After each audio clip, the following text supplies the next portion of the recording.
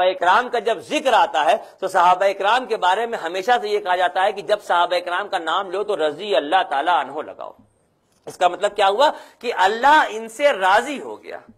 ہمارے علم میں جو چیز ہے وہ یہ بتائی گئی ہے کہ سارے کے سہارے صحابی بخشے بخشائے جنتی ہیں، ان کا کنفرمیشن اللہ کی طرف سے. یہ آپ سب جانتے ہیں اس بات کو کہ نہیں جانتے ہیں؟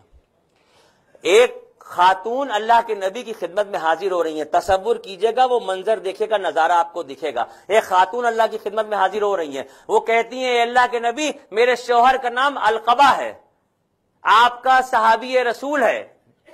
بیوی کہہ رہی ہیں اللہ کے رسول سے اے اللہ کے نبی میرے شوہر کا نام القبہ ہے، صحابی رسول ہے، نمازوں کا پابند ہے، نیک عمل کرنے والا ہے، لوگوں سے اچھے سے بات کرتا ہے، لیکن اس وقت وہ بے انتہا شدت کی تکلیف میں مبتلا ہے اور اس کو موت نہیں آ رہی ہے. آپ صلی اللہ علیہ وسلم نے فرمایا کہ اس کے ماں باپ میں کوئی زندہ ہیں؟ تو معلوم ہے باپ کا انتقال ہو چکا ہے، ماں زندہ ہے. ایک صحابی کو حکم ہوا کہ جاؤ اس کی ماں کو بلا کے لاؤ. اس کی ماں سے کہنا کہ اللہ کے نبی نے بلایا ہے، وہ آتی ہے یا میں وہاں پہ چل کے جاؤں. بوڑھی عورت کو یہ پیغام ملا تو اس نے کہا یہ تو میرے نصیب جاگے کہ اللہ کے نبی نے مجھے یاد کیا ہے، میں خود چلتی ہوں، اللہ کے نبی کہاں یہاں تشریف لائیں گے. وہ خوشی خوشی اللہ کے نبی کی خدمت میں آ گئی. اسے نہیں پتا کہ کیوں بلایا جا رہا ہے، کیا معاملہ ہے. جب وہ بوڑھی عورت اللہ کے نبی کے سامنے آ کے کھڑی ہوئی، آپ صلی اللہ علیہ وسلم نے پوچھا کہ القبہ تمہارا بیٹا ہے؟ کہا یا رسول اللہ میرا بیٹا ہے. کہا تمہیں معلوم ہے کہ وہ اس وقت کس تکلیف میں مبتلا ہے؟ کہا یا رسول اللہ ہم کو پتا ہے کہ وہ کس تکلیف میں مبتلا ہے. آپ نے فرمایا کہ کیا یہ اچھا نہ ہوتا کہ تو اسے معاف کر دیتی. وہ بوڑھی عورت نے جس وقت اللہ کے نبی سے کہا کہ یہ اللہ کے نبی اس نے دوسروں کے کہے میں آ کے مجھ بڑھیا پہ بہت ظلم کیا ہے، اے اللہ کے نبی اس نے مجھے بہت تکلیفیں پہنچائی ہیں، دوسروں کے بہکائے میں، دوسروں کے کہے میں آ کے اس نے مجھ بڑھیا پہ بہت ظلم کیے ہیں. اللہ کے نبی میری جان آپ پہ قربان، مجھے معاف کرنے کے لیے نہ کہیے گا.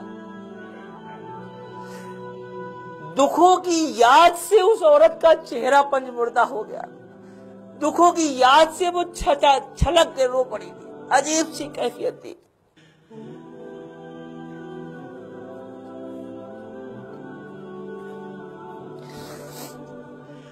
آپ صلی اللہ علیہ وسلم نے فرمایا اگر معاف کر دیتی تو زیادہ بہتر تھا. اس عورت نے کہا کہ اللہ کے نبی میری جان آپ پہ قربان، میں آپ سے ہاتھ جوڑ کے گزارش کرتی ہوں آپ کچھ بھی کہہ دیجئے ہم کرنے کو تیار ہیں، مگر مجھے معاف کرنے کے لیے نہ کہیے گا. اس کے دکھوں کو، اس کی تکلیفوں کو میں بھلا نہیں سکتی، اور جب میں بھلا نہیں سکتی تو میں معاف بھی نہیں کروں گی. آپ صلی اللہ علیہ وسلم نے حضرت بلال کو حکم دیا جاؤ سوکھی لکڑیاں جمع کر کے لاؤ، ان لکڑیوں میں آگ لگاؤ، جب شعلے بھڑکنے لگیں، آگ جل اٹھے تو اس کے بیٹے القبہ کو اس آگ میں ڈال دو. صحابی رسول کا ذکر ہو رہا ہے، کسی جوانی شرابی کی بات نہیں ہو رہی ہے، اس بات کو دل میں رکھیے گا. جیسے یہ جملہ سنا کہ جلتی ہوئی آگ میں اس بیٹے کو ڈالنے کی بات ہو رہی ہے تو ماں کی چیخ نکل گئی. اس نے کہا یا رسول اللہ آپ میرے بیٹے کو اس آگ میں ڈال دیں گے؟ آپ نے فرمایا کہ جو لڑکا، جو بندہ، جو انسان دنیا میں اپنی ماں کو تکلیفیں پہنچائے اور ماں اسے معاف نہ کرے، قیامت کے دن اس کا حساب کتاب ہی نہیں ہوگا. ہر سال حج کرتے رہو، ہر سال عمرے کرتے رہو، ہر سال نمازیں پڑھتے رہو، کچھ بھی کرتے رہو، اگر کوئی شخص ایسا ہے کہ جس کی ماں اس سے ناراض ہے اور ماں اگر اسے معاف نہیں کرے گی تو پھر اس کا قیامت میں حساب کتاب ہی نہیں. یہ جملہ سننا تھا کہ ماں کی چیخ نکل گئی. اس نے کہا اے اللہ کے نبی میرے لاڈلے کو، میری اولاد کو، اس نے جو کچھ بھی کیا میں اس کو معاف کرتی ہوں، آپ اسے آگ کے شعلوں میں نہ ڈالیے. اے اللہ کے نبی میں آپ کو گواہ بنا کے کہتی ہوں کہ میں نے اس کو معاف کیا.